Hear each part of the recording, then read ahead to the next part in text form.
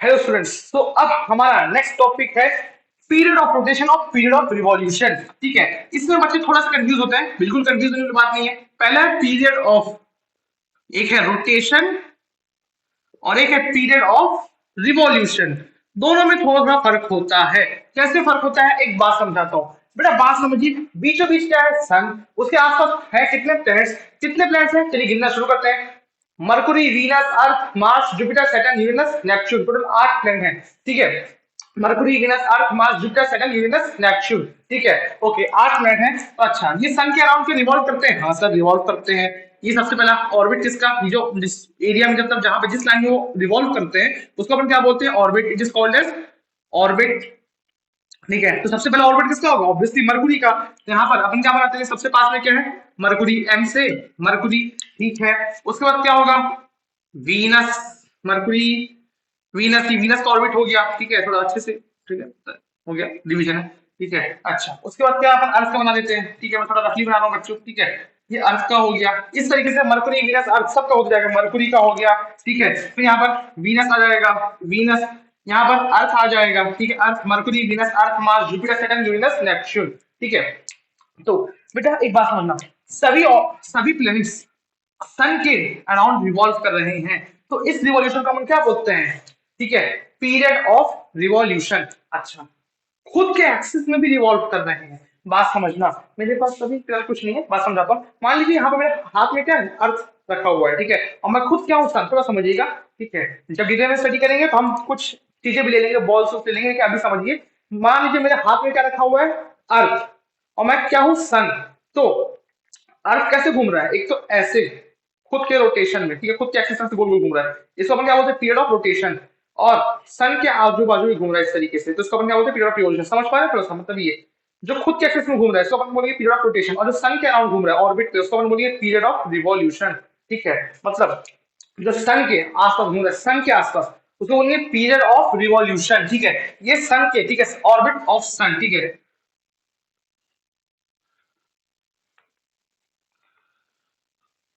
Orbit around sun.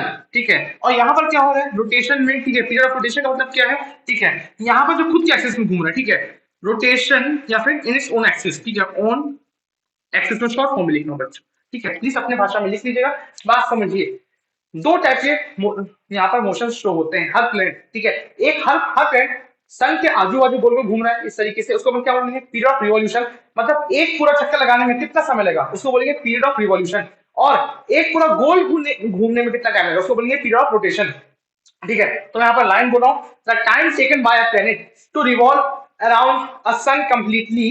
ठीक है, it is called as period of revolution. ठीक है, और रोटेशन का मतलब time taken by a planet to revolve in its own axis is called as period of rotation. ठीक है, तो उसको प्लीज नोट डाउन कर लीजिएगा। अब अपन आते हैं कुछ प्लैनेट्स के ऊपर बात करते हैं। ठीक है, हम मैं इसको रिपीट कर रहा हूँ, मैं चीजें समझाना चाहूंगा। मरकुरी, मरकुरी का हिंदी का नाम क्या होता है, बुध होता है, सबसे स्मॉलेस्ट प्लैनेट होता है, सन के सबसे पास होता है, लेकिन सबसे गर्म नहीं होता, मैं बता रहा हूँ। ठीक है, ओके, इसको देखना थोड़ा मुश्किल होता है, तो यहाँ पर देखिएगा, यहाँ पर मरकुरी के बारे में, मरकुरी सबसे छोटा होता है, सन के सबसे पास होता है। ठीक है, और यहाँ पर उसको बहुत मुश्किल होता है देखना, क्यों, अरे सन के पास है, इतना यहाँ पर रोशनी आ रही है, हम मरकुरी को अच्छे से नहीं देख पाते। ओके, अच्छा, मरकुरी के पास खुद का कोई सैटेलाइट नहीं होते, सैटेलाइट मतलब मून। सर मून सैटेलाइट अभी आएगा, लास्ट में आएगा। ठीक है, तो कुछ पॉइंट्स मरकुरी के बारे में, मरकुरी सबसे छोटा होता है, आप इसको प्लीज नोट डाउन कर लीजिएगा। मरकुरी सबसे छोटा होता है, सन के सबसे पास होता है, मरकुरी के कोई मून खुद के नहीं होते हैं, सैटेलाइट खुद के नहीं होते हैं, और साथ ही साथ ये हमको इसलिए विजिबल नहीं होता ड्यू टू सन रेज। ठीक है, नेक्स्ट अपन आते हैं वीनस। वीनस को हिंदी में क्या बोलते हैं, शुक्र। ठीक है, ओके, शुक्राचार्य अगर आपको पता होगा। ठीक है, शुक्र, ओके, ये यहाँ पर रात के समय ब्राइटेस्ट प्लैनेट होता है। ठीक है, और वीनस सबसे हॉटेस्ट प्लैनेट भी माना जाता है। ठीक है, Venus is the hottest planet. Okay, इसको अपन मॉर्निंग और इवनिंग स्टार बोलते हैं, क्योंकि ये सबसे पहले आता है, सबसे देर से जाता है। नेक्स्ट पॉइंट, यहाँ पर अर्थ रोटेशन मैंने आपको शायद पहले बताया था, अर्थ रोटेशन क्या होता है, वेस्ट टू ईस्ट। इसलिए सनराइज कहां से होता है अर्थ में, ईस्ट टू वेस्ट। वीनस में उल्टा है, वीनस घूमता है ईस्ट टू वेस्ट, इसलिए सनराइज कहां से होगा, वेस्ट से, और डूबे कहां से, ईस्ट में। मतलब वीनस की रोटेशन वेस्ट टू ईस्ट, और वीनस में sunrise and sunset west to east. Sorry, मैंने उल्टा बोल दिया शायद, मैं फिर से रिपीट कर रहा हूं। वीनस का rotation east to west, of Venus में sunrise and sunset west to east. I hope अब आपको क्लियर हो चुका होगा। अब नेक्स्ट पॉइंट अपन आते हैं, ठीक है। अब ऐसा कौन सा प्लैनेट है जो मून की तरफ फेजेस शो करता है? वीनस।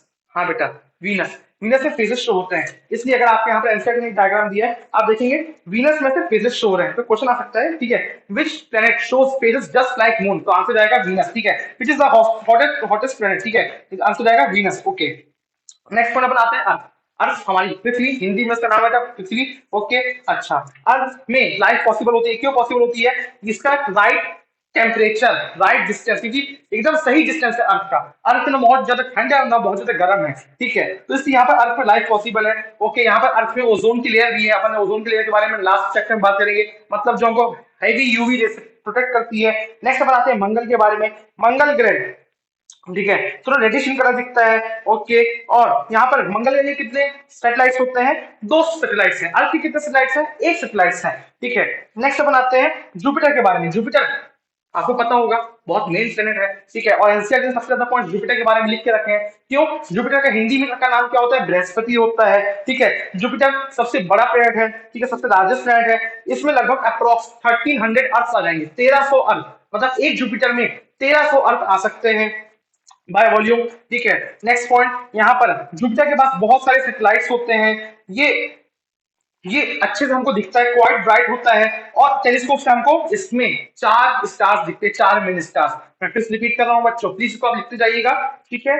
जुपिटर, जुपिटर का हिंदी का नाम, पहला पॉइंट बृहस्पति, ठीक है। दूसरा, largest planet in the solar system. Second, third अपन आते हैं approx 1300 Earth can come in one Jupiter. Okay, 3 point हो गए। चौथा पॉइंट, जुपिटर के पास बहुत सारे सैटेलाइट्स हैं, मेनी सैटेलाइट्स, ठीक है, उसमें से 4 मेन होते हैं, मेन 4 सैटेलाइट्स। पांचवा पॉइंट हो गया।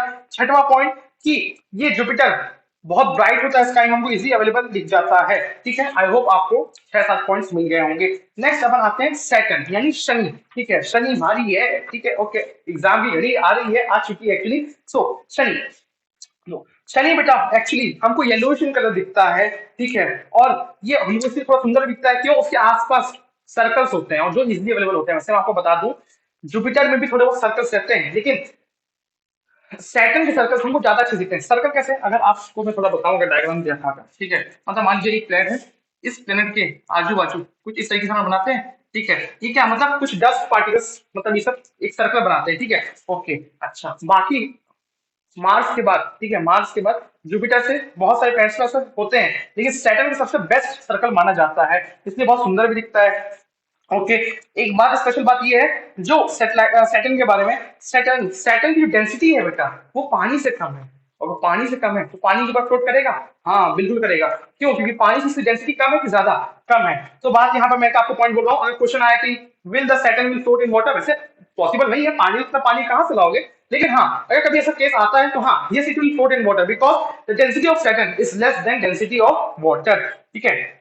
और लास्ट अपन आता है यूरेनस एंड नेपच्यून, ठीक है। तो यहाँ पर बात किया गया यूरेनस एंड नेपच्यून बहुत लास्ट में है, यहाँ पर बहुत ज्यादा ठंड होती है, और जो यूरेनस होता है, यूरेनस का रोटेशन एकदम टिल्टेड होता है, ठीक है, जैसे अर्थ थोड़ा सा हल्का टिल्टेड ऐसे घूम रहा है, ठीक है, अगर आप थोड़ा नोटिस करेंगे, जो यूरेनस है, यूरेनस ऐसे ना घूम के, जैसे अपन बॉल को स्विंग नहीं करवाते, ऐसे ऐसे ऐसे ऐसे ऐसे घूमता है, इस तरीके से, ठीक है, इस तरीके से ऐसे ऐसे ऐसे घूमता है, ठीक है। सो यहाँ पर क्योंकि रिविजन है, मैं फटाफट बता रहा हूँ। अब अपन लास्ट टॉपिक पे आते हैं, सैटेलाइट्स।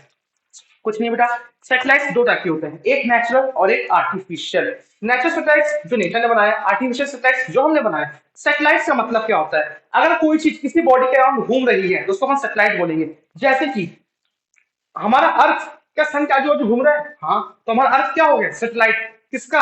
सन का। क्या हमारे अर्थ के आजू बाजू कोई घूम रहा है? हाँ, एक मून है, हमारे अर्थ के अराउंड राउंड लगाता है, बिल्कुल।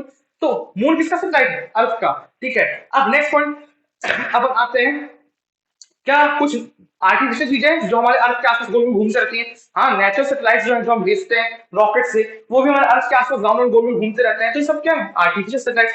सिंपल सा पॉइंट, सैटेलाइट का मतलब क्या होता है? ऐसे ऑब्जेक्ट्स जो किसी दूसरे ऑब्जेक्ट के आसपास चक्कर लगाए। जैसे सन की कितने सैटेलाइट्स? 8, आठों के आठों प्लैनेट्स जो होंगे, इतना बड़ा बोर्ड नहीं है, ठीक है, और इससे बड़ा बोर्ड आएगा भी नहीं, ठीक है। तो उस मतलब उन सब प्लैनेट्स को अपन क्या बोल सकते हैं? सन का सैटेलाइट बोल सकते हैं, हाँ बिल्कुल, क्योंकि सन के अराउंड गोल में घूम रहा है। अब नेक्स्ट पॉइंट ये है क्या अर्थ का कोई सैटेलाइट हो सकता है? बिल्कुल हम बहुत सारे हैं। एक तो खुद नेचुरल सैटेलाइट क्या हो गया आपका मून, और बहुत सारे आर्टिफिशियल सैटेलाइट्स होते हैं। सो आई होप आपको क्लियर आया होगा। इस चैप्टर को मैंने थोड़ा जल्दी फटाफट क्लियर किया है। सो अगर कोई डाउट हो आप पूछ सकते हैं, क्योंकि चैप्टर बहुत बड़ा है लेकिन ये रिविजन लेक्चर था। आई होप आपको समझ में आया होगा। हम मिलते हैं हमारे नेक्स्ट टॉपिक नेक्स्ट चैप्टर के साथ, तब तक के लिए टाटा बाय बाय।